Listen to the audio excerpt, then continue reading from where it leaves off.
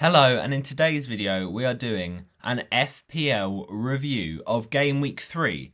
And in also today's video I'll be doing a little look ahead, a little debate about some transfer plans going ahead into Game Week 4. But of course, before all of that, we've got the international break this coming weekend, and it's a nice time to recharge, refresh and really redistribute ahead of the Game Week 4 to try and keep up. What I've got to say has been some fantastic momentum from me. Now, I'll reveal my score in due course, but before we get into the video, let me remind you people that a shocking 66.5% of you guys have not subscribed, and 33.5% know exactly what to do. So, before you do anything, smash that like button, smash the subscribe button, and turn the notification bell on so you don't miss a single juicy, whether that's FPL or on this channel, Roberto the Hornet, the general football content across this Premier League 2021 to 22 season. You know what to do, guys. Thanks for subscribing. So, let's get into it then, shall we? And to start off with in this video, I'm going to be doing a few things. I'm going to be talking about my overall points, my overall rank, and all that lovely stuff. But also what I'll be doing is, like I said, looking ahead to Game Week 4, and basically I'm going to be using a range of different tabs. I'm going to be opening up my Instagram, opening up my Twitter, and talking through my FPL Game Week and how it went and how it kind of panned out. So, to start off with then, let's talk a little bit about Game Week 3. So, with Game Week 3, I was a bit nervous, to be honest, because I had an amazing first two game weeks and we really didn't want to end the month of August on a low. But we actually did quite well. So we brought in 3 players as a -4 hit, and these were our first 3 transfers of the new season. And in that respect, I mean, not, the original start of the game, genuine game week transfers. So we did the moves of Livramento in for Tsimikas, because we thought, he's not going to start these games now. Tsimikas, Robertson is back from injury. And even if I did have Tsimikas, I wouldn't want him to start because he played Chelsea, and that was going to be a nervy, tight game, and probably both goals from both teams. So yeah, Livramento came in because at the end of the day, for Chelsea's young team and youth academy, he's actually been playing kind of like right wing, so he's a bit out of position. But no, he hasn't played that yet for Southampton. But hopefully, he can show in some performances. And he's already done that. He's got far forward so many times this season. He's looked really good pushing up. So I'm hoping he takes that spot off Theo Walcott. But let's just hope and pray. The point about this is he's nailed on. He's 4.1 million, I do believe, but 4 million at the time of buying, so I could get his value increase and his price rise. And the point was that it was a good fixture. I brought him in because I like to have a bit of cover on my bench. I don't want to have problems where I have a lot of players not playing, whether it's COVID, whether it's injuries, because alright, it's much more lessened, the fans are back in the stadiums, but COVID is still a thing, so you never know these days. And Livramento was a perfect 4 million option. It seems a bit pedantic to switch from 4 million to another, but actually when you look at it long term, Tsimikas is not nailed and Livramento is, and he actually probably got more attacking threat and better fixtures, so it just looked really nice for that transfer. The second transfer that we made was the man you can see on the right there, Jack Grealish. Absolute baller, 100 million to Manchester City from Aston Villa, and we brought him in for that Arsenal game, and to be honest, I will be lying if I said I wasn't a little bit disappointed with what happened, but he did get a return. So, at the end of the day, it was a successful transfer because I got something from it that, my replacement for him, Ismail Assar, my previous player that was in Grealish's role, didn't do anything against Tottenham. So I gained points in that respect, and I'm happy about it. Jack Grealish, good going forward, and he looks quite nailed to be starting. I don't see why he's going to get rotated out of the team. He's just going to get more confident as he plays more minutes for this Manchester City team. And yeah, Man City are such a great team. He can always come up with a creative moment and a goal like he saw against Norwich. So that was a good transfer in, and I was loving that one. And my third transfer that I made was another one for long term, really. Looking at the fixtures, and there's a bit of a Watford fixture swing. Game week 4, until game week 7 or 6. And I thought this is the perfect time then to go and get Emmanuel Denise, the 5.1 million forward, who just looks like such a bargain. At the start of the season, I mentioned this on my FPL Juice videos, FPL previews for the Watford Juicer, that actually Dennis was cruelly undervalued at 5 million for a starting, forward who looked really good from Club Bruges. He's got a lot of, Champions League pedigree. And yeah, he just looks a great option. If you want to get Lukaku in the next few weeks, then that is a great enabler. And also, when Ronaldo comes into the game, whatever price he is, he's going to be one that is a good player to have on the bench. When Watford have got a tough fixture, like we saw against Tottenham in game week 3, you can always bench him. But for those good fixtures, Dennis is just so involved. He's so lively. And as we saw against Tottenham, he actually put in a really good performance. So yeah, he's a really good one that I'm happy about owning. But it was just a bench option for this week. And we took out Ivan Toney for him because we didn't see the form. We didn't see where it had come from Brentford. And I lost my patience with him. And I didn't really follow my own advice. I said in my buy, sell, keep, avoid video, which I put on my Instagram, Roberto_the_pro, that I thought Ivan Toney was the keep for this week because, he probably would have had a decent chance.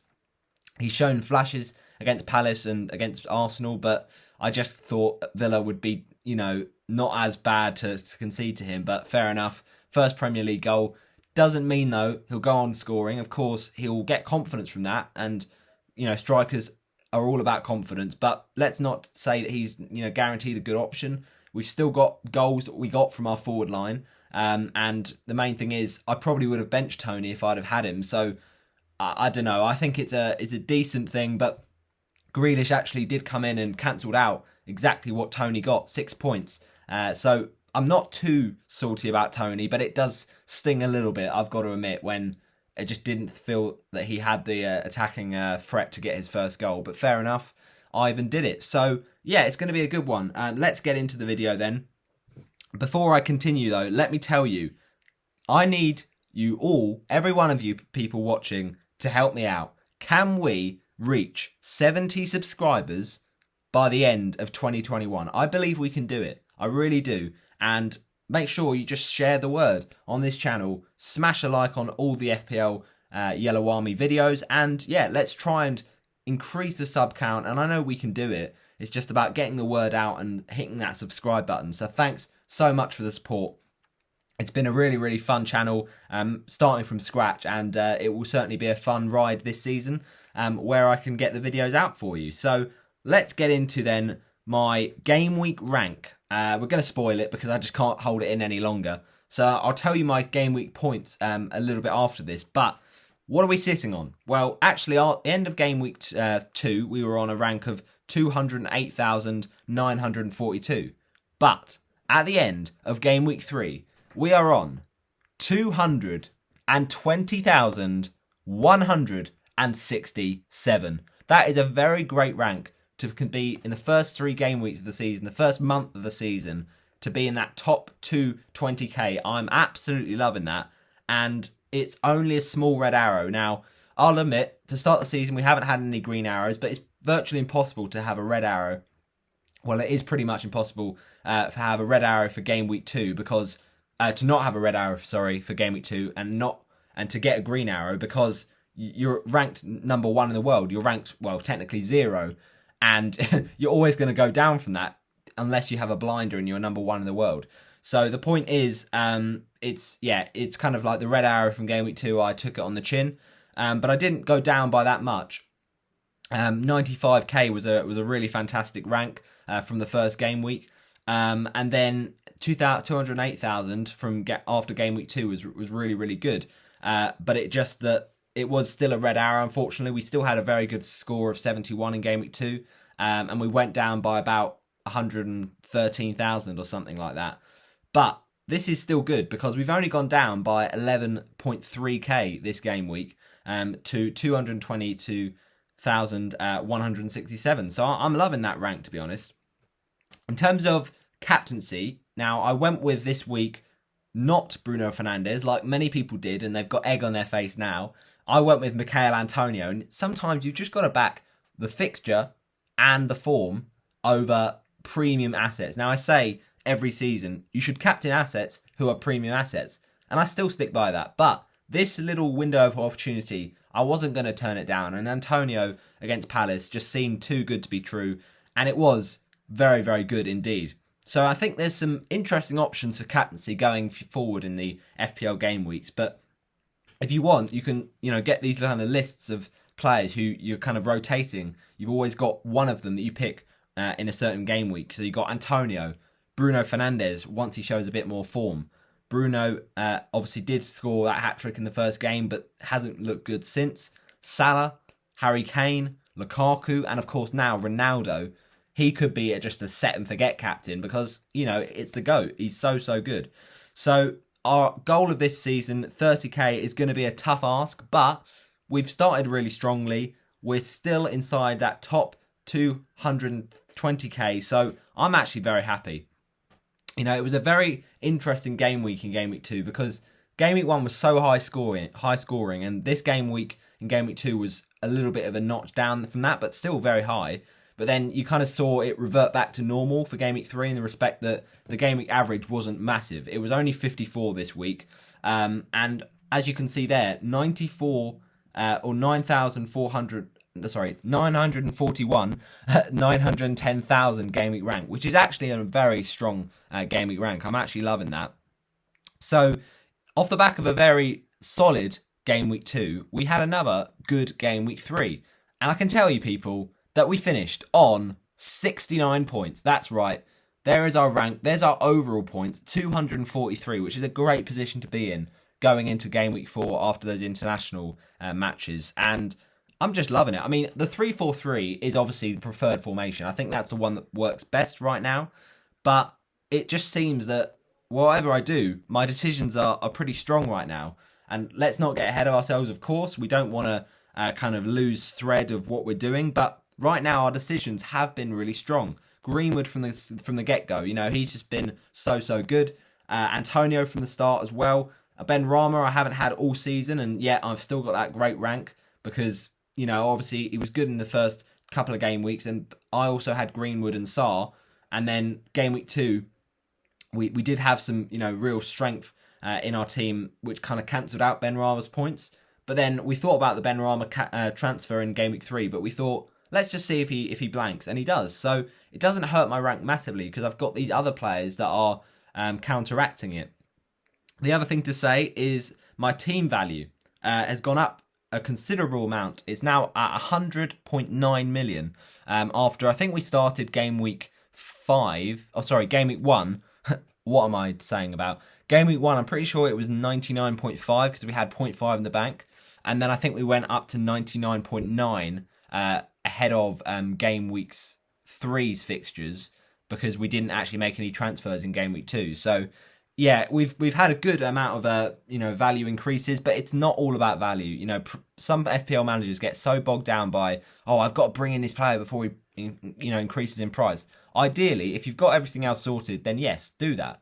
But it's not the be all and end all, and actually you can really hurt yourself by making silly decisions based on increasing your value. So I'm actually really happy with my team right now. And I just think we can certainly push higher this season than we did get last season. We got 267,782 last season. But why not? Dream big. Get in that top 100k and maybe even 30k. Let's see. But by the way, if you haven't already, do join the FPL Yellow Army YouTube Super League for FPL. The code is 4SSRUP.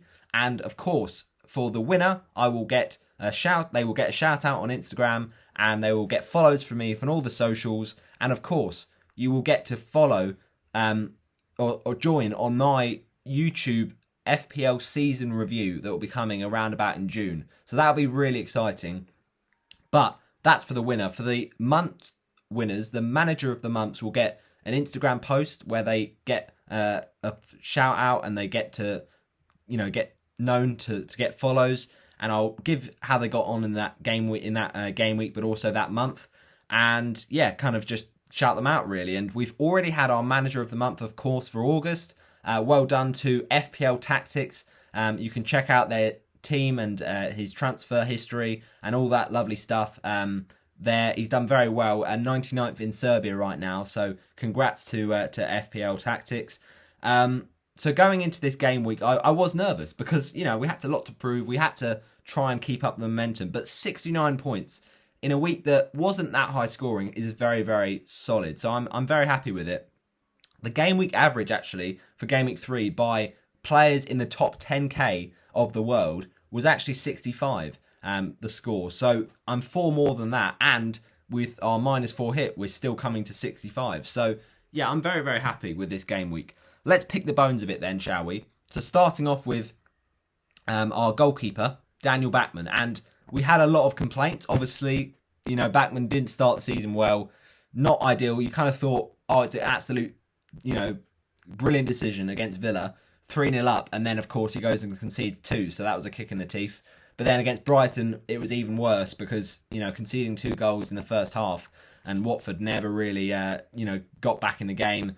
Bachmann didn't, look great from an FPL point of view, but we kept the faith with him. And actually, with these Spurs games and with these Liverpool and Man United, when Watford play more difficult opponents, Watford have to soak pressure. They have to kind of play on the break, and that means Bachmann's going to have to face a lot of shots.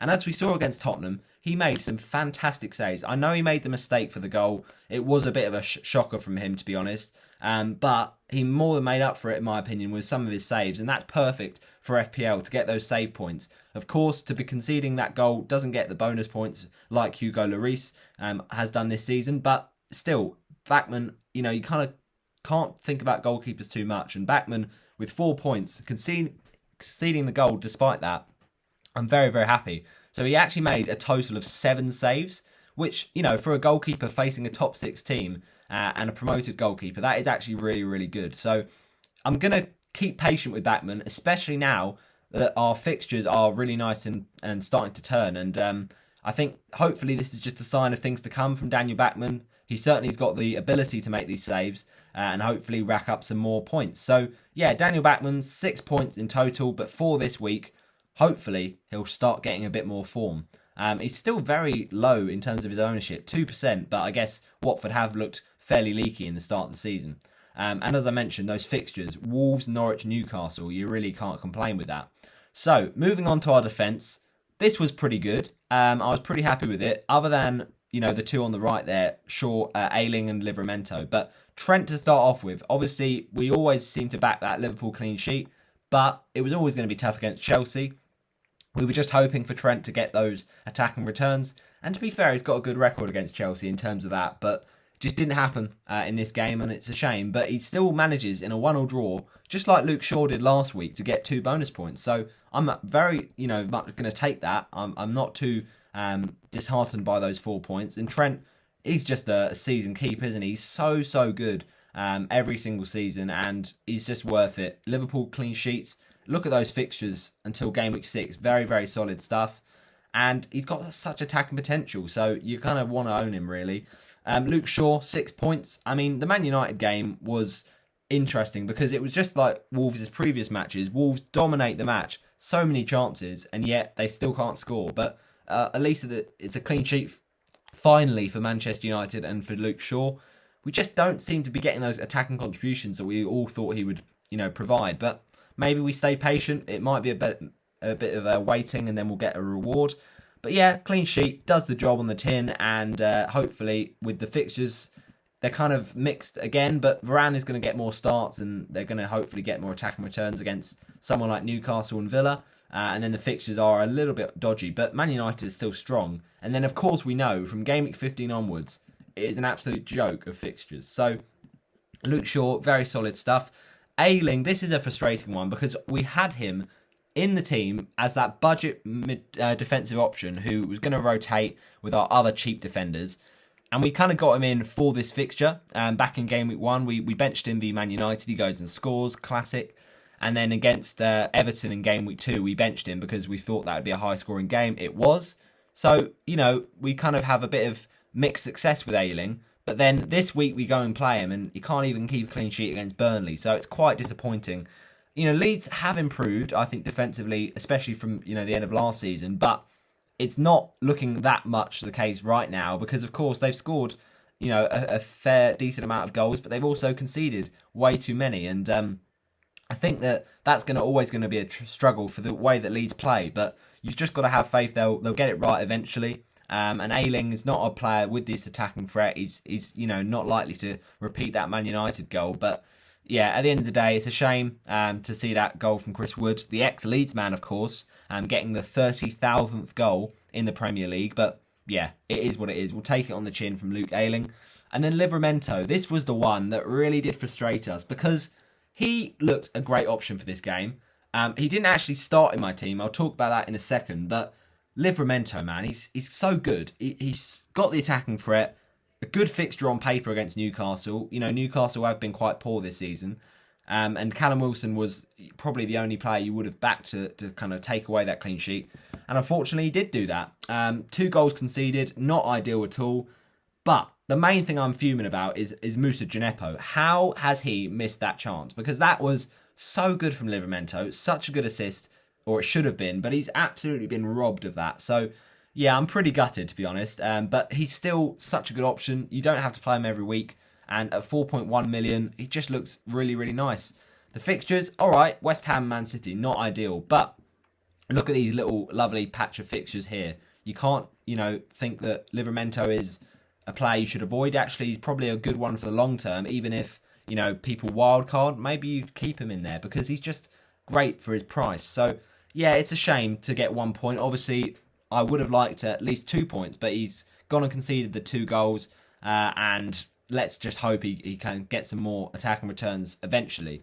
But moving on to our midfield. And this, my friends, is where it gets a little bit saucy. Now, Fernandes is still, just like that Southampton game, in a period of frustration. But look at that front, that other attacking three. That was lovely. So let's start with Bruno then. Let's, address the elephant in the room. This guy was so good against Leeds, but then against Southampton, against Wolves, he just didn't quite seem to be on it. He looked a very frustrated figure, and a lot of people are saying, all right, Bruno is now not an option because Fernandes is not going to be on pens when Ronaldo comes in. But surely Bruno is still going to play. He's still got creativity. And I know that people say he's a pen merchant, and now that's being taken away from him, and potentially. We don't know Ronaldo will take it, but we imagine so, because Ronaldo is Ronaldo. He's the man for the big occasions. So it's a shame, because Bruno really would have wanted, before Ronaldo comes in against Newcastle, if we think he is going to play. I just don't know. It's kind of like it's 50-50. He might start the game. He might come off the bench, but I don't know. It's just, he's going to be so expensive, isn't he? So let's see what kind of happens, really. But Bruno is still a good option. And I still think he'll get points against Newcastle. But he wasn't really good in this game. And 2 points is pretty awful. Another yellow card as well, which for a player of the quality of Bruno Fernandes is disappointing. To get 2 yellow cards in a row, I don't like to see it. And hopefully, he won't be one of those players that quickly picks up a ban for a booking, kind of collection. So 23 points is still good. He's still one of the best assets to own in this price bracket. But I don't know. It's kind of one of those things. You got to think about the fixtures long term. Those fixtures are lovely. Bruno can still get back to his best. And I'm just hoping that doesn't impact him, the penalties, too much. But yeah, it's a frustrating thing. I nearly did captain him, and I just thought that off the back of that Southampton game, I just didn't fancy his form, and I was, justified to do that and only name him as vice captain. Mohamed Salah, 10 points. I mean, against Chelsea, I guess he always does score, but I still wasn't expecting it too much. It's a great little, composed penalty, and there's a lot of controversy, obviously, about Reece James. I think it's a pen. And I think when you give the pen, it's pretty much a red card because denial of a goal-scoring opportunity. I know it's harsh. It is harsh because it comes off the leg and it's close proximity, but I do think he moves his arm to it. I just think that Anthony Taylor probably shouldn't have only given it one look and shouldn't have only looked at the kind of still picture when it was touching his arm. He should have seen the motion because the motion did show that it didn't look ideal, and he might have even hit it with both his arms. So it wasn't great, but I think it was the right decision. Unfairly, well, not unfairly, but I know there's a lot of Chelsea fans out there that are not happy, but I think it's just the way the rules go. Now, Salah is the man for the big occasion. We like him because he's on penalties. And, yeah, 10 points. You can't complain. 3 bonuses. Very, very nice indeed. It wasn't a massive, performance from Salah, but he got the job done. So I'll take it. Greenwood, 8 points. Now, Greenwood, man, he is just so, so good right now. And with Cavani and Rashford not starting the games, he just seems to have no limit. Now, obviously, Ronaldo coming in is going to maybe push him out the team a little bit, which I don't like. But there's still more game weeks to come. Still more chance of Greenwood getting minutes. And even if he doesn't start, he's that kind of player. He can come off the bench and score. He's in such a great purple patch. And another goal, of course, it was a one with controversy with the Neves and Pogba challenge. But at the end of the day, we'll take it. We don't care. It's gone in the back of the net. It's a good finish, even if the goalie's made a bit of a mare there. So, yeah, Greenwood is just delivering for us, really.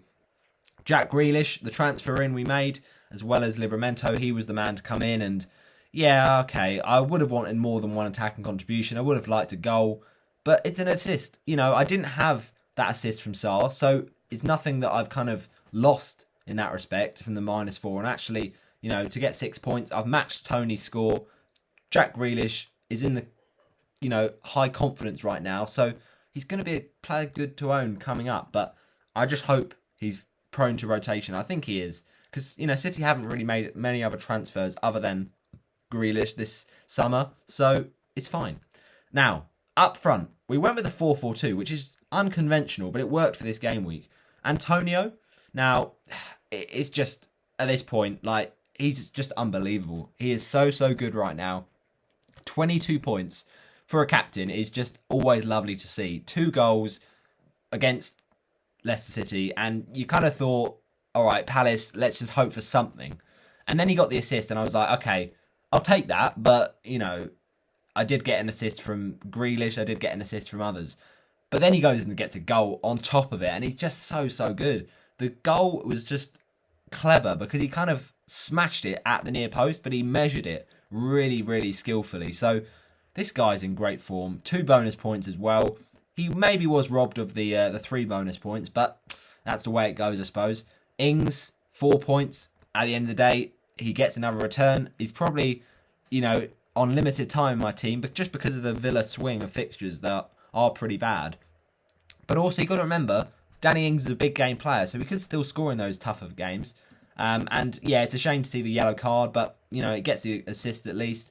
It's not too bad, and he's returned in all 3 of those games. So, okay, you can say, all right, well, you should have had DCL over Ings. But actually, I don't really mind about it too much because I can go for Ings now and maybe sell him for DCL now. Obviously, the price is a bit of a problem, but it's only 0.1, so I can just make a couple of transfers to afford it. But the point is, DCL is a little bit lucky with how he's got his points. Obviously, Ings has got 2 goals and an assist. DCL has got 3 goals, but 2 of those DCL goals have been penalties. So you don't know if that will carry on unnecessarily. Everton fixtures are good, but, DCL, he looked like he had a toe injury.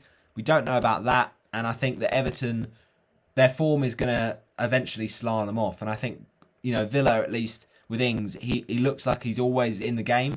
Whereas DCL does kind of have the odd game where he kind of does struggle. And this season he started strong, but we saw last season how he really did trail off. So let's kind of hold for now. But I'm very happy with Danny Ings. And of course, very happy with Michail Antonio. So in terms of the bench, we really didn't miss out on too much. So I wasn't too, fussed about it. Ben Foster, we knew, of course, was injured, but it's only a short-term one, so we're not going to panic and transfer him out like I've seen a few people do, which is a frustrating thing to see because, it's fine. All right, he's 4 million. He's the player that we want, but he won't be, gone that long, and we can have him always come in if Backman isn't fit to play.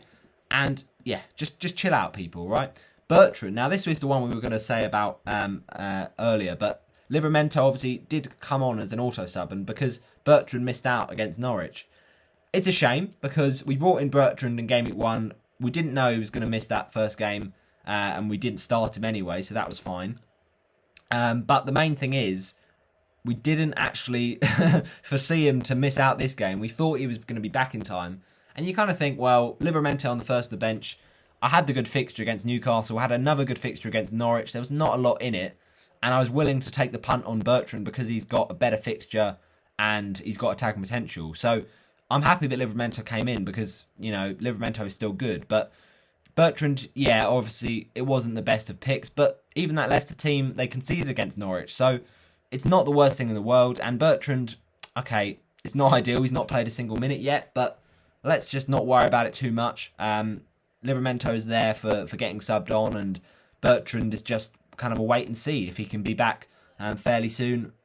Obviously, I'll bench him against Man City, but, you know, after that, if he comes back in, he's still got attacking threat. So Dennis is up next. Dennis is the man who I brought in for Ivan Toney, and yeah, all right, Toney scored. But look at the rest of my attackers. Grealish and Ings still got very close to what Toney got. So I'm not too fussed. And Dennis is about the fixtures long term. Look at these fixtures, though, can I just say?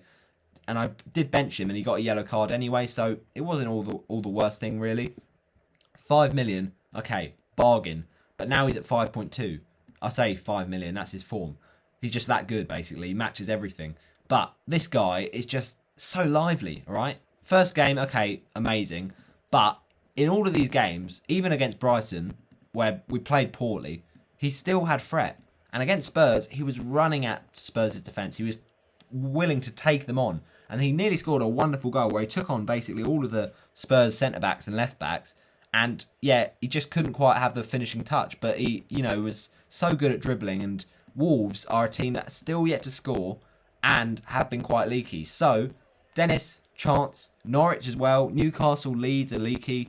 Liverpool, okay, fair enough. Everton, all right, it's kind of a tough game. But Southampton, quite leaky as well. So, you know, you've got some options here for Dennis, and he could be one that I keep if I do a wild card in the next few game weeks. And Brownhill is the man really for, you know, just benching points basically. So he did get a yellow card. He nearly scored in the Leeds game. He had a shot from far out, but it was kind of tipped away by Merlier. But yeah, ultimately I think we don't worry about that too much. And all in all, it's a very good game week. So I'm very happy. Game week 13 is suddenly into my mind, but I don't know why.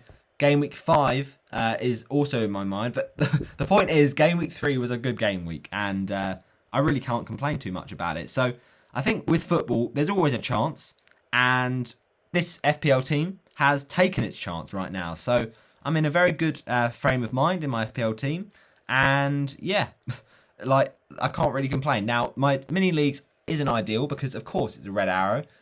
Only just dropped from about, yeah, like I said, 11.3k. But the main thing is, I'm in a good rank. So you can say, oh, mini leagues aren't that important. Obviously, you want to win your mini leagues, and then rank comes next. But if you've not got one, then you at least got the other. And I'm very happy with that rank. So, yeah, do be sure to follow me on Twitter at RobertoHollis9, on Instagram at Roberto_the_pro, and of course on YouTube. You know where to find me, Roberto the Hornet, and of course here, FPL Yellow Army. So, yeah, it is a shame that we kind of didn't get past 70 points, but it's only 2 points less than what we scored last week, and that was a much higher scoring week. So, yeah, very happy with this rank, to be honest. Very happy with this score. And those are my mini leagues, basically. So, yeah, I don't know what else there is to say. I'm very happy. Let's start talking, though, about Game Week 4. Game Week 4 is just a very fascinating one for me. We'll just quickly go over my Twitter to make sure I've not missed anything about reviewing the game week. Let me have a look, people. Here we go. Here we go. And quickly the old Instagram. And then we will wrap the thing up. But yeah, we will talk about Game Week 4 because obviously that is coming up soon. So let's just have a look. Here we go. Oh yeah, that's the thing about FPL Tactics. Make sure you check out that review. But this is what I was going to go to. So yeah, that is my overall point, 243. And I'm very happy with that gaming rank, to be honest. It's very solid. So yeah, we went down by 11,225 from 208,942 to 220,167. And as you can see, I worked it out mathematically. We're in the top 34% in the world. So congrats, by the way, to Abdu, who got the best Game Week 3 score. A bench boost, 119 points, DCL on the bench, fair play. And the other thing to say was, Backman, yeah, 7 points, you love to see that. And also, I'm very, very happy with my Game Week 3 FPL draft teams. So just looking at some of these players absolutely ripped it up for me. So this was my first team. I had a decent score enough. Son got me a goal. Keane got a clean sheet. Grealish assist, but not a lot. We also got Pereira getting assists, but then he went off injured, so that was a bit annoying. Bergwijn got an assist. Fornals with a goal. He keeps on delivering. Gray with another goal. Buendia, 10 points. Tony. Well, at least we had Tony in this team, eh? Also, Schmeichel let us down a bit, but Cresswell, another assist. Buendia, again, I said how he's just had a good game week. Armstrong with a nice little assist at the end for winning the penalty. And Bamford as well, 8 points. Salah as well, of course. Vardy, 12 points. Mahrez assist. And another 2 bonus points from Trent Alexander-Arnold. And also, as you can see here, Wan-Bissaka getting the nice little return. Havertz with a goal. Tony with a goal. It all went fairly swimmingly for my FPL draft team. So, yeah, I was pretty buzzing with that, to be honest. And I was buzzing with my FPL game week team for this week. So, I don't really know what more there is to say. It was a very good game week. And I think game week 4 is going to be hard to follow. But I think, obviously, Backman is not ideal. You want to have a goalkeeper that's getting clean sheets regularly. And I have been looking at someone like Vicente Guaita, or in goal for Brentford, David Raya, or equally Benjamin Mendy, because obviously he did concede against Liverpool, but long term, against most teams, Chelsea keep clean sheets, but it's just, is it too much to pay for a goalkeeper? It probably is. So it is a bit of a difficult one to decide, and it's been a steady start to the FPL season, so yeah, I'm loving it really, and that is where we're going to probably end things for game week 3. So thanks for watching this section of the video. Now what we'll do is we'll get into some talk about Game Week 4. And in Game Week 4, I think there's a lot to think about. There's Bruno Fernandes, is he worth keeping? There's Ronaldo, is he worth buying? And Lukaku, is he worth buying? You've got to remember as well, Aston Villa. Now, Buendia and Emi Martinez are going to miss that Chelsea game because of quarantining, because they'll be going into a red country or something like that. For their match in the international break. And I think it's the Copa America or something. But the idea is Martinez misses that. So that means that in goal for Aston Villa, you're going to see their goalie that is, I think it's, is it Nyland? I might be completely wrong there. But I seem to remember it was someone quite, who was it? Let's have a look. It's Jed Steer, that's the one. So Jed Steer will have to go in goal in that matchup against Chelsea, which means Lukaku potentially in a massive chance of a haul. Just seeing it here is quite cool. I've just got the teams and the kit and the massive, and then the score the tiny. But I don't know why it's done that glitch, but we'll take it. No, back to what I was saying. Yeah, I think Lukaku is a decent captaincy contender. I don't have him, but he's just so expensive, man. Like 11.5 million. You pretty much have to rip up your team to get him in. And that'll probably be the same for Ronaldo.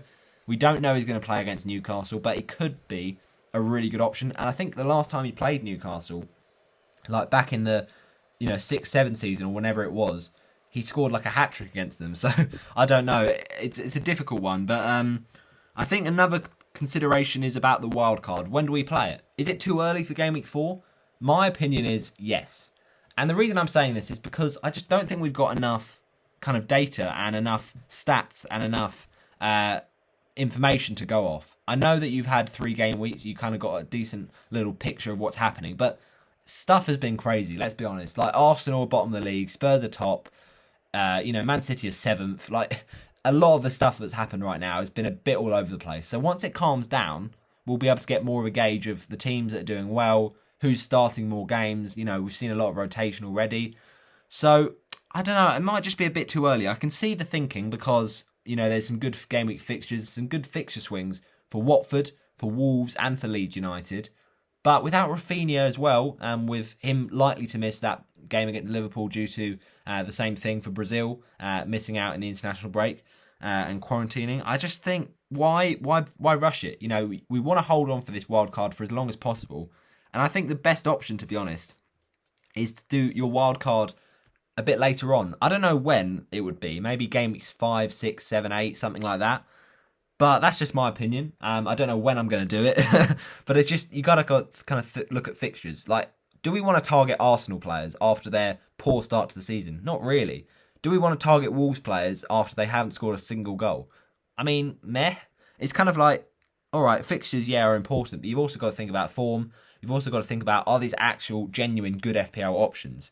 And of course, with Lukaku, Ronaldo, Kane, that is the front three you want. But you're not going to be able to afford it, even on a wild card. So you've got to sacrifice some players, whether that be Bruno Fernandes, Mo Salah.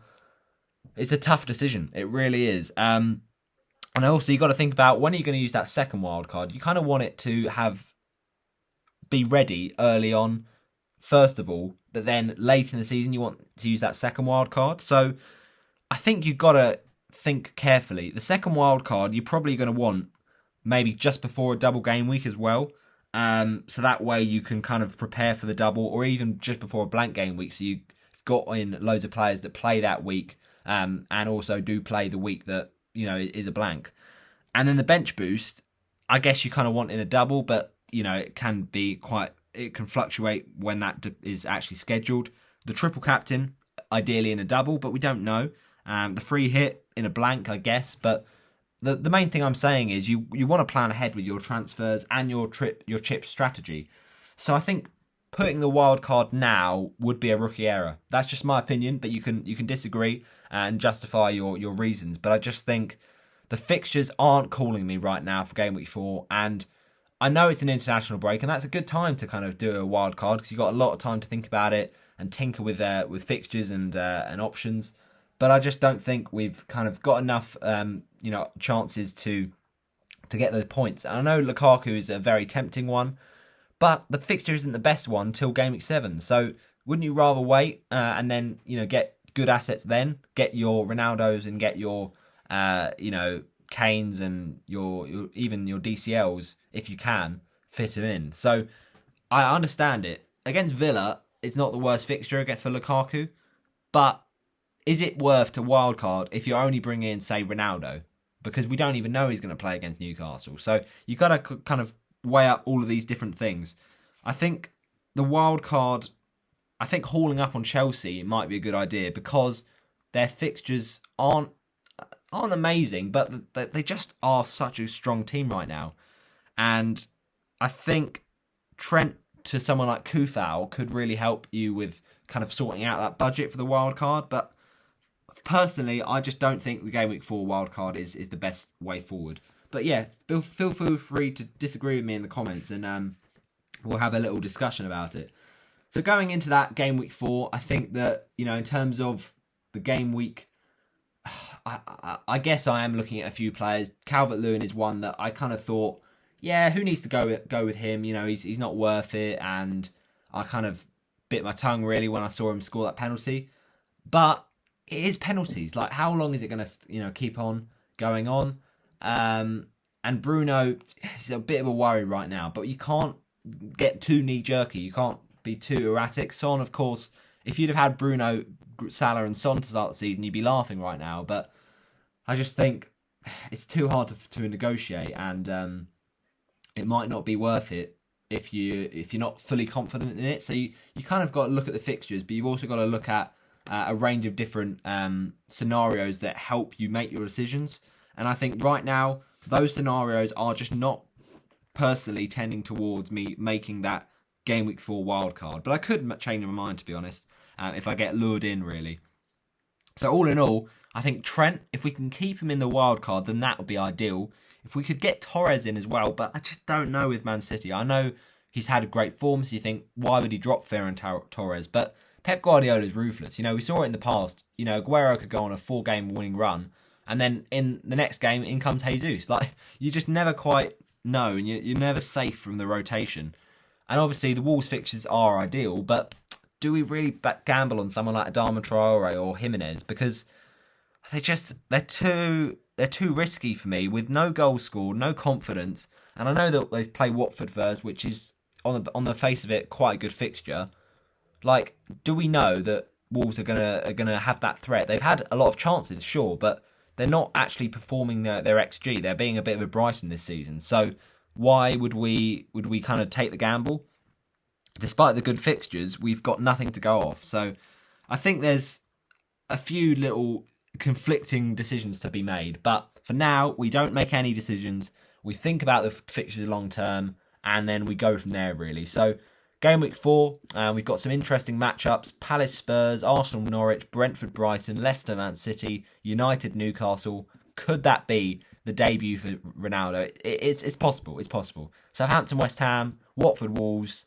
I mean, Chelsea Villa, maybe you want a Chelsea player in that game, but the Tuchel Tombola as well is a thing, so I'm not sure about that. Leeds Liverpool and Everton Burnley. So it's a very fascinating game week, and I'm not doing my preview for this game week 4 in this video.